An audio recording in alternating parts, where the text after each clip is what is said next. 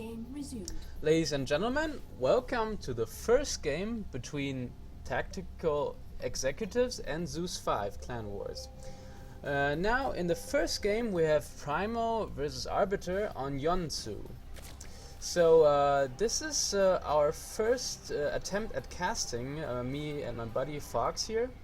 Hello. So, please, everybody, don't be too strict with us. We will try our best and probably improve over time.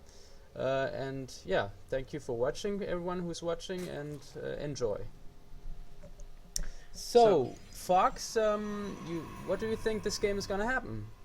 Well, this map has a fairly short rush distance between the bases, so from the proto side you might be able to see a one base play, but usually because the natural is so easily defended, you'll usually see a more two base kind of attack. Zerg usually goes for something like that, a fast expand, stuff like that. But yeah, it's actually fairly tricky, I must admit. I don't play too much StarCraft and I'm not too good at it.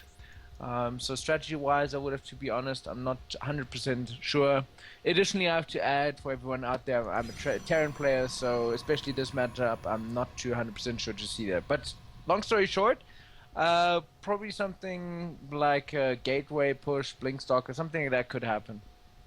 Yeah, well, in my opinion, well, one base play is so Wings of Liberty style, you know, so we're probably definitely gonna see an expansion, two base play, and well, maybe even third base. But as you pointed out correctly, this map is pretty small, especially the rush distances between the third bases is pretty small, so that's also the reason why I personally vetoed this map for ladder, because well, I think the distances are just too small. But now actually Arbiter scouts the forge, yeah, it's the second building, and he pulls his probes to prevent a cannon rush. Ah, yes, we can see it here happening, going down the pylon there to block off, but just doesn't have the forge up yet to throw down the cannons, and that probe is playing with its life. Nice decision here from Arbitter to go for the pylon. So yes, the cannon rush most likely won't be able to go down. However, it's just denying him of mining of what 7 probes, drones. So yeah, well done there. It's like a fake cannon rush kind of thing. Yeah, in fact, this is a pretty nice play from Primal to put up a forge as soon as he saw its fast expand without pull. So he could, well, just making that one pylon denied so much mining, so that makes it worth it, actually. But on the other hand, his cyber core is so much delayed, so his tech will be delayed too. Right. So we see here also the expand going down from Primal. That drone not giving up, this is an ambidextrous drone. It can hold minerals and beat the crap out of another probe. There we call have a these the showdown pit between fights. the pit fight, yeah, exactly. We call it the pit fights if workers attack each other, but that ends in a draw. None of them is declared the victor. And we see some Zerglings coming in here. Yeah, 4 Zerglings to put on a little bit of pressure, especially since Primal doesn't have any warp gate tech yet, because Arbiter knows he doesn't have warp gate tech because he saw the forge. So he's actually trying to focus on pylon. Now the zealot's coming down, it's getting focused now, but Primal's getting a good defense here, not losing anything, not even losing a probe. That's really good defense. No, okay, now he loses one probe. At least something for Arbiter. Well, yeah, we can see here, the wall in, he needs to make sure that needs to be in position. The probe's helping out too, which is kind of cheating if this were a one-on-one fight, but let's leave it at that. At the same time, let's check the production tab. Here, Arbiter just keep droning up. If you look at the harvester count, there is a slight difference, but that is mainly due to the lower mining of Arbiter, plus the chrono boost ability of Protoss to just chrono boost probes out, which is fairly common to have a slight deficiency in the early game in terms of worker counts. Yeah, that's pretty normal. And we see actually a warp prism, or do we? Yeah, there's a warp prism in production. Yeah, in the robotics facility. So we're gonna see some drop pressure, or maybe some warp gate immortal oil in something like that. Does Arbiter know about the robo? Yes, he does. So let's see how he reacts. well, he reacts by getting a third base. So yeah, let's see how this works. So you can see here the warp prism moving out. Probably gonna, if I ping on the map here, is probably gonna go for that third because that just keeps him in line. For those that aren't too familiar with it, basically Zerg wants to be one base ahead of the Protoss because it needs those hatcheries for the lava to build units. I stand corrected there if I'm right there with that. But anyways, we see the Harashi going down with the Zerglings. The Zerglings are busy here breaking down the rocks, but yeah, looks like that hatchery might go down, which is very good for Primal.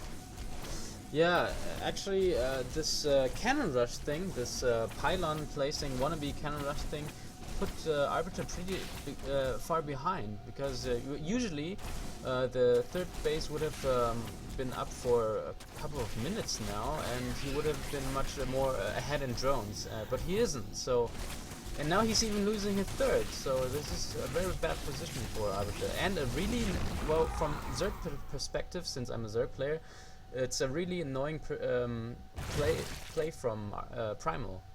Yes. Nice macro there we could see from Primal. They're also lifting up some of the zealots during the engagement, but now at the end of the day one is left, and we see the counterattack here from Zerg player Arbiter, but with all those sentries there I don't think he can get much done. Let's see what happens. Yeah, there's no way he's gonna do anything. This is pointless too. Yeah, and he knows it and he backs off.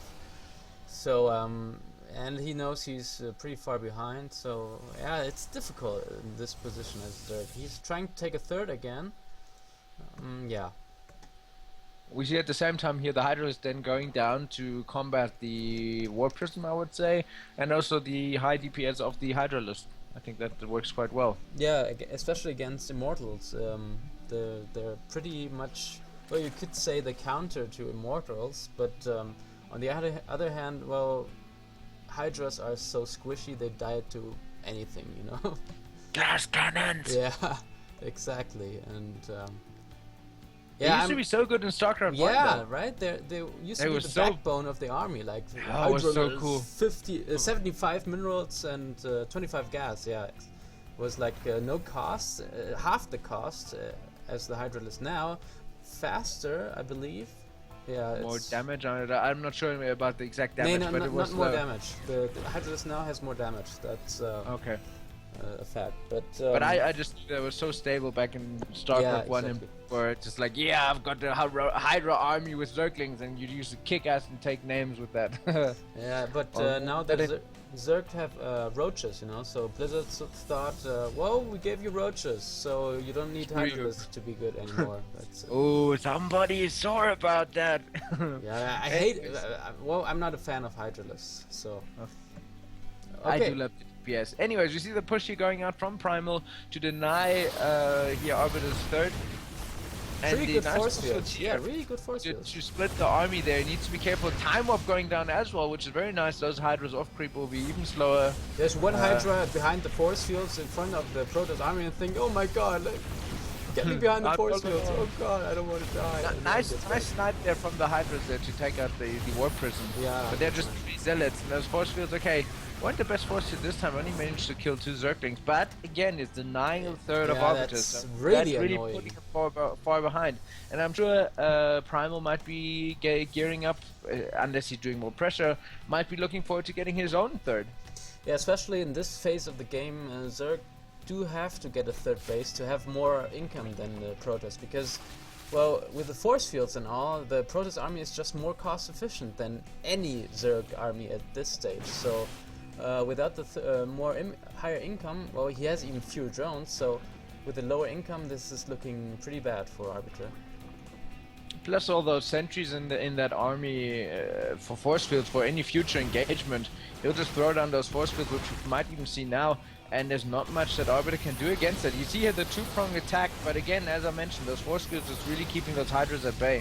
Yeah, in fact, it was a nice concave from Arbitter, but still, it's not enough because he just doesn't have enough army. We see here that actually the force field trapping that one roach. In general, trying to run down that ramp with force field doesn't really work. Actually, Primal has 8 gateways on 2 base. That's a lot. So, yeah, he has the definitely mineral. wants to finish. He has the mineral economy, and he definitely wants to finish the game. Oh, we get moving his army here to the natural. The drone's getting pulled up to fight. This could be it. I mean, it's basically fight or die for both armies here. Ooh, the warp prism getting warped in for more units, but the Hydras might be able to take it out. For And Hydra, for Hydras, it's more like fire once and die or something like that. Yeah.